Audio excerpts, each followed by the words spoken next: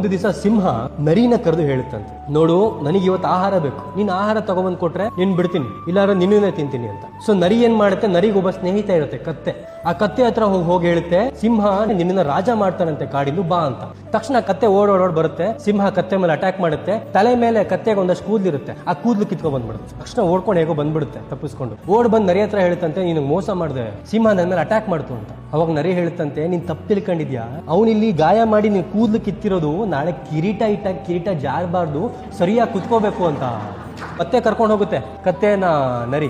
ಎರಡನೇ ಸಲ ಅಟ್ಯಾಕ್ ಮಾಡಿದಾಗ ಕತ್ತೆ ಬಾಲ ಕಟ್ ಆಗ್ಬಿಡುತ್ತೆ, ತಪ್ಪಿಸ್ಕೊ ಬರುತ್ತೆ ಹೇಗೋದು. ಮತ್ತೆ ಬಂದು ನರಿ ಹತ್ರ ಹೇಳುತ್ತಂತೆ, ನೀನ್ ನಂಗೆ ಮತ್ತೆ ಮೋಸ ಮಾಡಿದೆ, ಅವ್ನ ಬಾಲ ಕಟ್ ಮಾಡ್ಬಿಟ್ಟ, ನಾನು ಉಳಿದಿದ್ದೆ ಹೆಚ್ಚು ಅಂತ.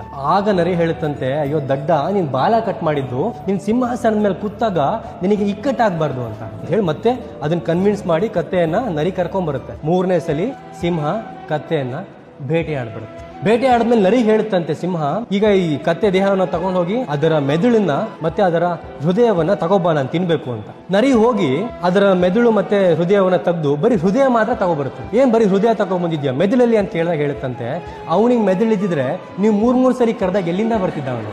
ಒಂದು ಸಲಿ ನಂಬಿ, ಎರಡು ಸಲಿ ನಂಬಿ, ಮೂರನೇ ಸಲಿನೂ ಬೇಕಾದ್ರೆ ನಂಬಿ, ಆದ್ರೆ 3 ಸಲಿ ಮೋಸ ಆಗಿರೋದನ್ನ ಮರಿಬೇಡಿ. ನಮ್ಮ ಸುತ್ತ ನರಿಗಳ ಒಂದು ಸಂಖ್ಯೆ ಏನ್ ಕಡಿಮೆ ಇಲ್ಲ. ನಂಬಿಕೆ ದ್ರೋಹಗಳು, ಬ್ರೇಕಪ್ಸ್ ಯಾಕೆ